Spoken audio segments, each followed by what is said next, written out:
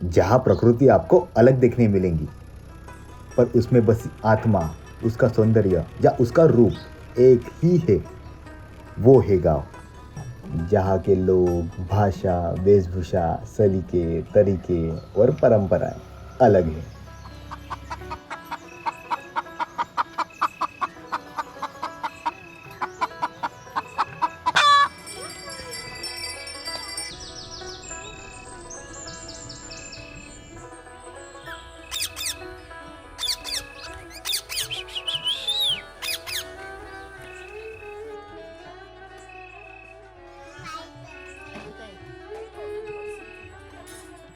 देखो, अब शहर का जीवन तो मैं जानता ही हूँ, पर गांव का अनुभव लेने का बड़ा मन था।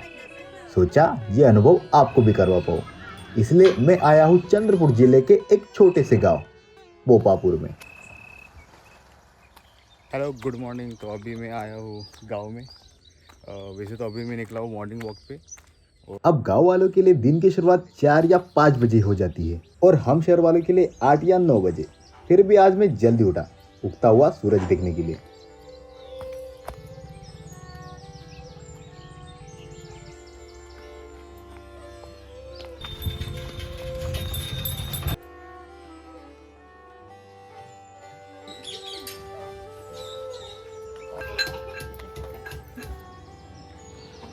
अब जीवन का आनंद लेने के बाद चाय की चुस्की का आनंद लेते हैं।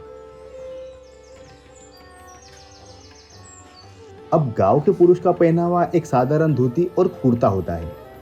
मेरे पास कुर्ता तो नहीं, पर एक धोती जरूर थी, जिसे पहनकर अपन भी गांव के रंग में रंग जाते हैं। Now we are going to the temple, but I don't think so the people have come there, but we will be go and see the how can the beauty of the nature and all this places. अब बिना मंदिर का गांव, इसकी कल्पना करना मेरे लिए तो मुश्किल है। हर गांव में एक ऐसी जगह, एक ऐसा स्थान होता है जहां लोग एक साथ आके पूजा अर्चना करते हैं।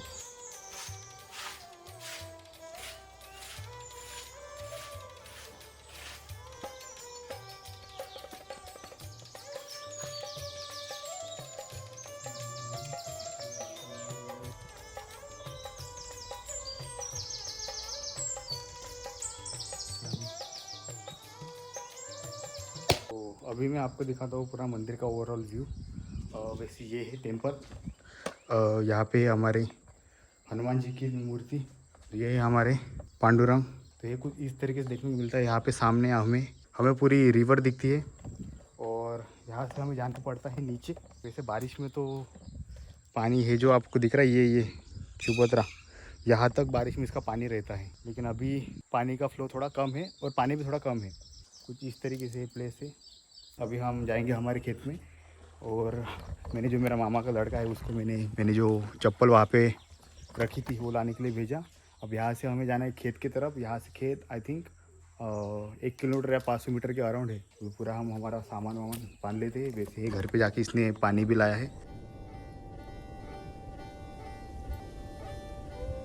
वैसे धूप बहुत ही है आज और इतने धूप में गांव के लोग जाते हैं खेत में। यहाँ पे पीछे हमारे जो भैंसे हैं वो चर रहे हैं, गाय भैंस बैल। और अभी हम जा रहे हैं खेत की तरफ।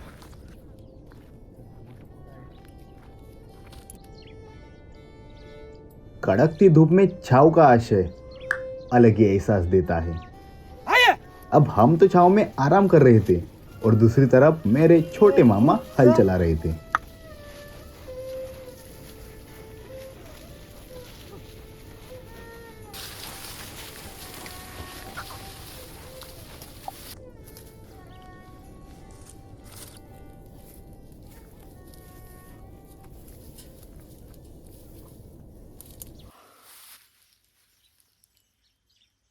पाणी वाणी आणलं होतं का तुम्ही? कुठं तिथे? हां, तिथे लटकून ठेवलं.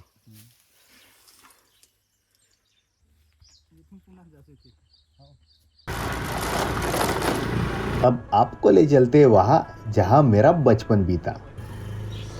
अब बहुत कम ऐसे गांव बचे हैं जहां आपको मिट्टी के घर देखने मिलेंगे और ये घर भी शायद आखिरी हो। आमतौर पे गांव के घरों में दो ही रूम होते हैं, एक बैठक खोली, दूसरा चूल्हा घर, जिसे आप हॉल या किचन भी कह सकते हो। वैसे ये मेरे मतलब नाना का घर है। नाना बोले तो मम्मी के पिताजी, उनके भी पिताजी का। तो ये कुछ इस तरीके से हमें यहाँ पे देखने को मिलता है। तो जब मैं छोटा था ये रसोई घर था, जहाँ पे मतलब चूल्हा वूल्हा जलाते थे पहले, लेकिन अभी सब कुछ चेंज हो गया है यहाँ पर। ऊपरी ओर हमें खापरा यानी रूफ स्टाइल देखने मिलती है। और दरवाज़ा देखो, यहाँ से मतलब एक छोटा बच्चा पास हो जाएगा, इतना छोटा दरवाज़ा है। अभी मेरी हाइट है यहाँ पे, जहाँ तक मेरी हाइट है, और ये दरवाजे मेरे कंधे जितना है। यहाँ से हमें ऐसे झुक कर अंदर जाना पड़ता है। वैसे ये दीवार तोड़ दी है ना, ये पहले ये यहाँ पे ऐसा रास्ता नहीं था, इसको फिर बाद में ऐसे तोड़ दिया है शायद से। अब इधर यहाँ पे रसोई घर बना है। हाँ, ये रसोई घर है। यहाँ पर भी आपको ऊपर से पूरा मतलब एयर वेंटिलेशन ऐसा कुछ देखने को मिलता है। और ये है चूल्हा, जहाँ पे रसोई बनाया जाता है। और एक जो छोटी सी चिमनी, जहाँ से चूल्हे का जो धुआं है वो बाहर जाता है। और यहाँ से एक रास्ता है। तो कुछ इस तरीके से हमें ये घर देखने को मिलता है। अब इसके बाद हम जाएंगे जहाँ पे बैलों और गाय को रखते हैं। तो अभी हम आए हैं मेरे मामा के घर पे, जहाँ पे भैंसों को और गाय को बांधा जाता है कोठे पर। सामने ये दिख रहा है, ये सामने वाला है घर, और यहाँ पे सामने वाला कोठा। तो अभी यहाँ के जो पूरे बैल है, वैसे अभी पूरे के पूरे बैल गए हैं खेत में चरने को। अभी बैलों की आवाज़ आ रही, तो बैल आ गए ऐसे बोल रहे, लेकिन नाही आहे। प्राची इधर इकडे, प्राची इकडे सांग बरं, काय आपण कुठे आलो सांग बरं? मावशीच्या घरी आलो. काय केलं आपण मावशीच्या घरी? हा, अभी तू चप्पल कोणाशी घातली तू ना? चप्पल उलटी घातली ना तू? कर बरोबर कर चप्पल.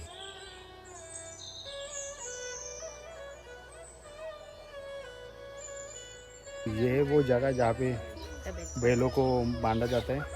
अब यहाँ पे अंदर जो चारा रहता है बैलों का, वो यहाँ पे रखा जाता है, सूखा वाला। अब इस कोटे के दो उपयोग हैं, पहला चारा रखने के लिए, दूसरा बारिश या ठंड में बैलों और गायों को बचाने के लिए। अब ढलते हुए सूरज के साथ ये दिन भी समाप्त हो रहा है, इसलिए अपन अब कल मिलते हैं नए सुबह के साथ। तब तक के लिए शुभ रात्रि।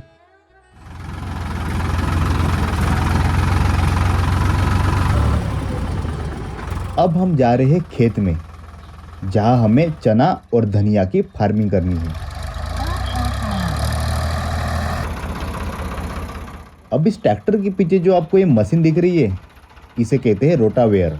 इसकी वजह से मिट्टी खेती करने लायक तैयार होती है, या यूँ कहो मिट्टी को मुलायम या बारीक करने का काम करती है। अब इसके बाद ही बीजों की बिजाई या कहो बीजारोपण किए जाते हैं। वैसे इस मशीन का नाम है सीड ड्रिल मशीन। इसकी मदद से बीजों की मात्रा का नियोजन तथा उचित गहराई पर बिजाई होती है।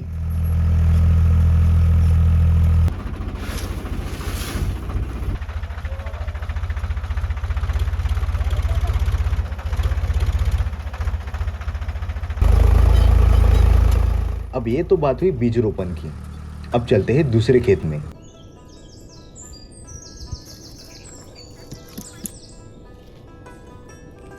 यह है कपास, जिसकी अच्छी खासी फसल हुई है।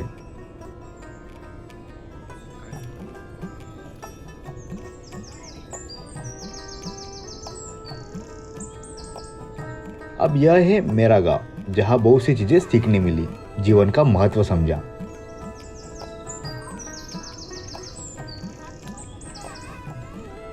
जब भी कहीं अगर आपको संसार से अलग और अकेलापन का अनुभव हो ना, तो आप प्रकृति के करीब आइए, उसको महसूस कीजिए, अपने विचार अपनी कल्पना को साझा कीजिए। माना थोड़ा मुश्किल है, पर एक बार प्रयास करने से वही मुश्किल चीज़ आसान हो जाएंगी।